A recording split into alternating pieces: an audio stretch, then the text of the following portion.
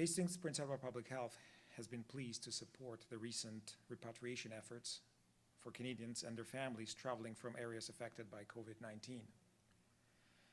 The proactive national, provincial, and local response to COVID-19 truly demonstrates the importance and necessity of a strong public health system at all levels. We at Hastings Prince Edward Public Health are honored to welcome our partners here today as we work together to protect and promote the health of our communities. Today we welcome the Honorable Patty Hajdu, Federal Minister of Health, and Colonel Ryan Deming, Commander of Outbreak Trenton. I'm now pleased to invite Colonel Deming to the podium.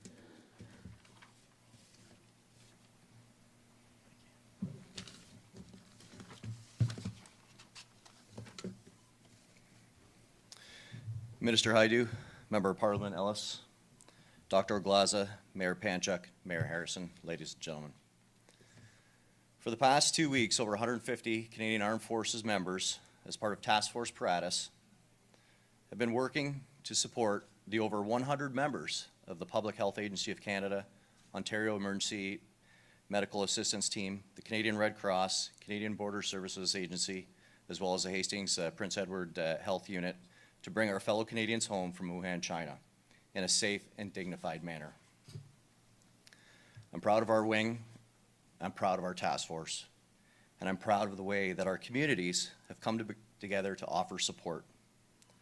Not only are those folks that are currently in quarantine at CFB Trenton, but also all those who are working day and night to support the more than 400 guests during their quarantine period. A special thank you to our mayors and our warden for the confidence they have in the members of the Canadian Armed Forces. Their support is definitely an enabler to all that we are accomplishing in this operation. We know it is a difficult and stressful time for all of our guests. The whole of government team continues to strive to make their stay as comfortable as possible while respecting the constraints of the quarantine order. We remain fully cognizant of the potential health risks, and we and our partners continue to exercise rigorous safety precautions to protect our personnel, to protect our families, and to protect our communities. In the coming days, we'll be receiving a plane with Canadians returning from Japan who have been aboard the cruise ship Diamond Princess. The whole of government team is prepared for their arrival and will ensure that they, as well, receive a warm welcome. While they will not be staying with us at CFB Trenton, the Canadian Armed Forces members will once again be providing that essential logistical role to enable their stay at the NAVCAN Centre in Cornwall, Ontario. While Operation Globe and work from Task Force Paratus is still in full swing, I wish to use this opportunity again to thank our communities for respecting our guests' privacy, but also contributing to their welfare through donations and well wishes. I am personally touched by the outpouring of support from our community and business leaders, as well as the Canadians near and far who all want to help. While the nature of the quarantine order itself limits our team's ability to accept all offers, on behalf of ourselves and our task force partners like the Red Cross, these gestures are taken to heart and are a true reflection of the generosity of our communities and all of you. On behalf of the entire task force, thank you for your continued support.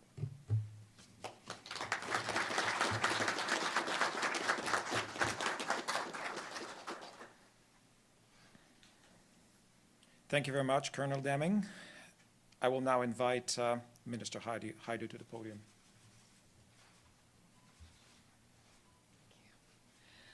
Well, thank you very much, Colonel Deming, and to all of my fellow dignitaries who are standing here. The collaboration that Colonel Deming is talking about is so evident in the repatriation efforts at all levels of governance with obviously public organizations and not-for-profit organizations, and we certainly couldn't do it without that collaboration. I want to also thank my colleague Neil Ellis, the Member of Parliament for the Bay of Quinte, who we've had the pleasure of working together on many things. This is perhaps one of the more unique things that we've worked on together, but it's an honor to serve with him at the level of governance that we have the privilege to be at. So it's a joy to be here with you today on the traditional territory of the Huron-Wendat, the Anishinaabe, the Haudenosaunee, and the Algonquin people, an important acknowledgement of the history of our country.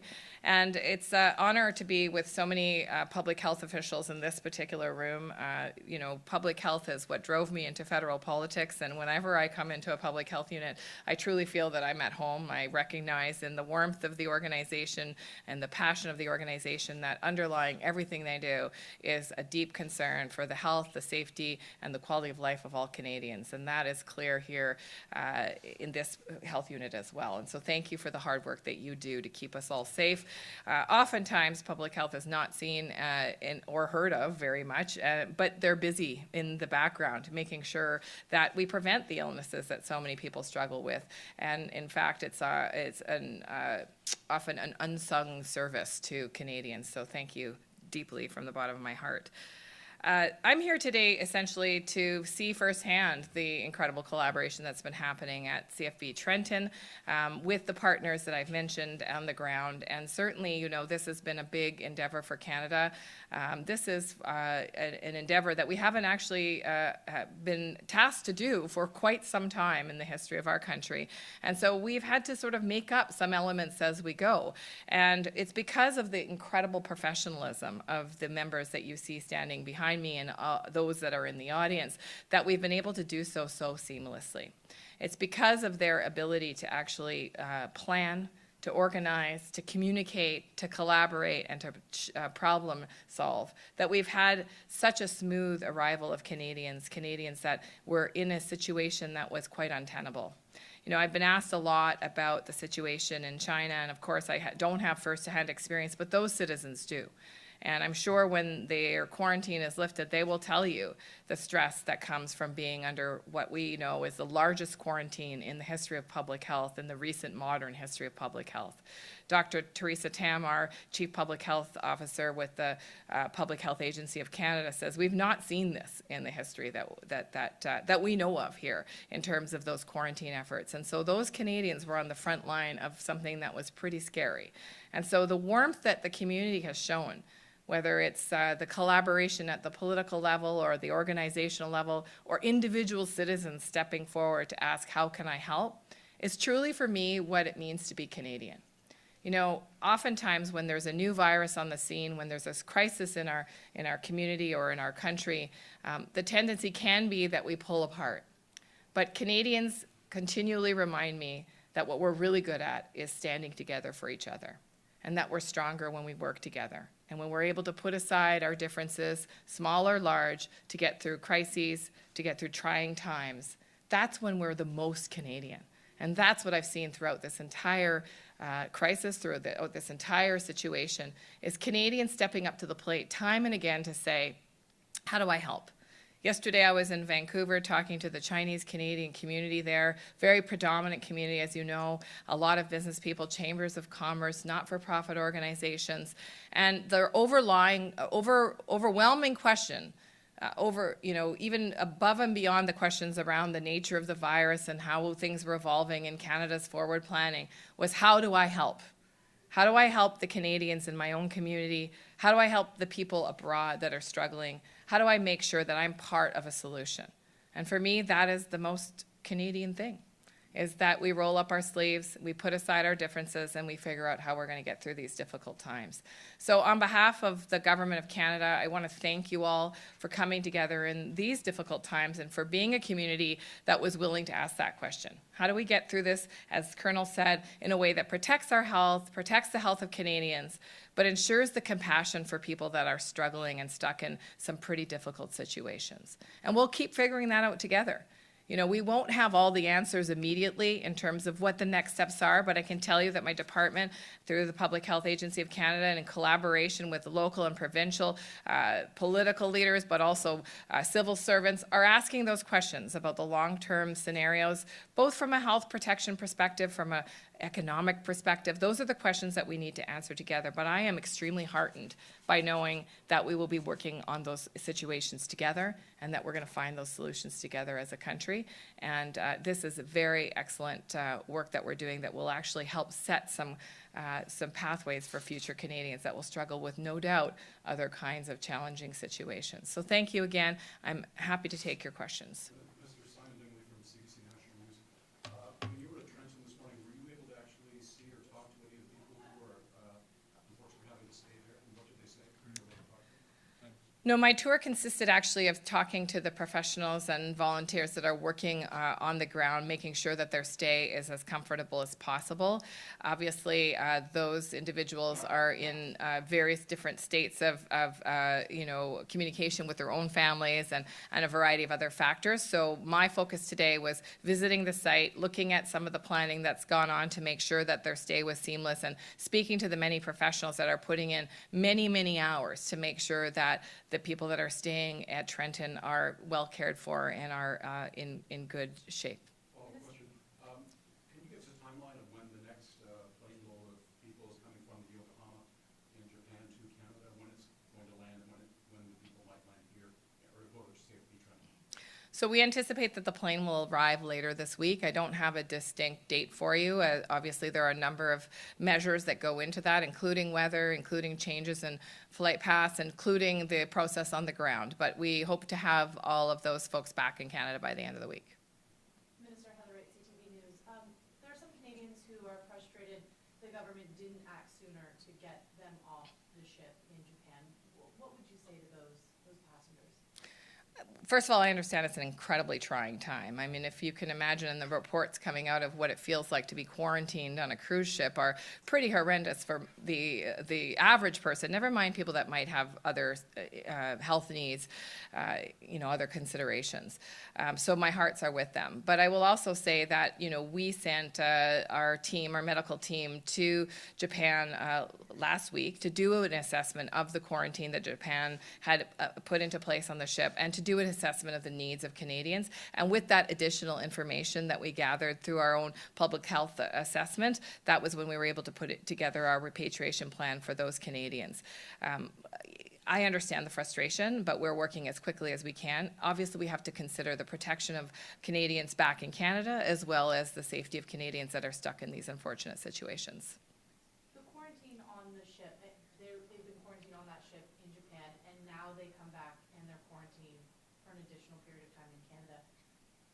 To some people, the question is, is it a double quarantine, or was it necessary for them to stay on that ship for this long? So part of the questions that we'll be answering, especially once we have a better sense of who's coming back and what their situations are there very specific situations. In fact, the quarantine for 14 days were for people that didn't have contact with someone who was exhibiting symptoms. And so for people that were in close contact with people that were symptomatic, it actually started their quarantine over again on that particular ship. So to answer your question, there's no pat answer. I mean, each person will be assessed on their own symptomology. They'll be tested to see if they actually have the virus, and then a decision will be made through the Chief Public Health Officer about the best appropriate quarantine for them, depending on their circumstances. But I will say this, in every circumstance, we'll be considering that particular person's health and the risk of further infection. What we're trying to do as a country is do our global part in containing the spread in Canada,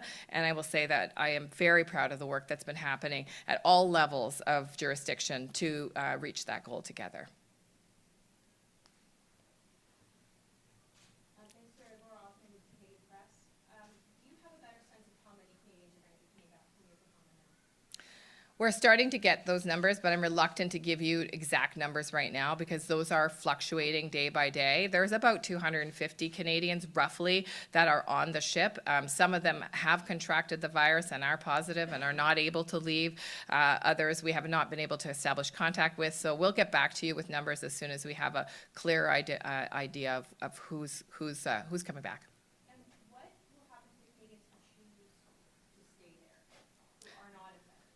So again, each situation will be specific to their circumstances. Some people have indicated that they will stay because they have family members that are now ill and they want to stay with their family members. In every case, we will have a manifest of Canadian travelers, and we'll be able to track their travel arrangements as they return. And we'll have more information about that when the numbers when we have a better clarity of who's traveling in which way.